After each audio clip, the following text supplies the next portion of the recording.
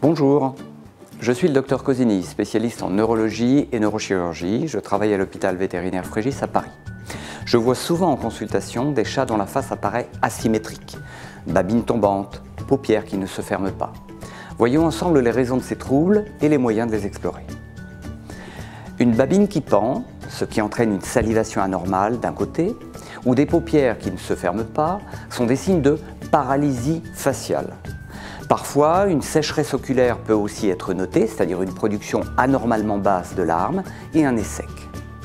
Ces signes indiquent 1. Soit une atteinte du nerf facial, c'est-à-dire du nerf qui permet justement de contracter les muscles des babines, des oreilles, des paupières, soit une atteinte du noyau facial, c'est-à-dire de la partie du cerveau qui est à l'origine du nerf facial. C'est en réalisant un examen nerveux approprié que l'on arrive à faire la différence entre les deux.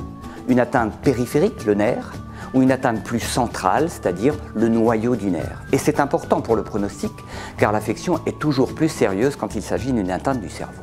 Dans une majorité de cas, chez le chat, un scanner, ou mieux, une résonance magnétique, peut mettre en évidence une véritable lésion, soit du nerf lui-même, soit le long du trajet du nerf, soit au niveau de la partie basse du cerveau, que l'on appelle le tronc cérébral.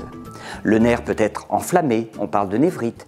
Il peut être entouré par un abcès, et notamment le long de son trajet, au niveau de l'oreille moyenne, lors d'une otite profonde. Certaines tumeurs peuvent envahir soit le nerf lui-même, soit l'oreille moyenne que le nerf traverse, soit la portion du cerveau à l'origine du nerf. Enfin, les traumatismes crâniens peuvent aussi endommager le nerf ou le noyau du nerf. Plus rarement, il n'y a aucune lésion particulière derrière ces signes. En quelques jours, les signes s'installent et le propriétaire s'aperçoit d'un problème de babine de paupières. Quand il n'y a rien d'anormal sur l'IRM, on parle de paralysie faciale idiopathique, à savoir que l'on a juste un arrêt du fonctionnement nerveux. Généralement, ces chats récupèrent en quelques semaines ou quelques mois leur capacité à bouger babine, oreille et paupières. Parfois, cependant, les muscles de la face se fibrosent un peu, c'est-à-dire s'indurent, et leur dysfonctionnement perdure dans le temps avec un nez un petit peu tordu et une ouverture palpébrale un petit peu réduite. Aucun danger vital pour ces chats qui peuvent rester avec un faciès un petit peu asymétrique. Vous devez retenir que ça n'est qu'en réalisant des images du crâne, notamment de l'oreille moyenne et du cerveau, qu'il est possible de déterminer quelle est l'origine d'une paralysie faciale. Quand on connaît la cause, il est alors facile de proposer le meilleur traitement et de parler du pronostic.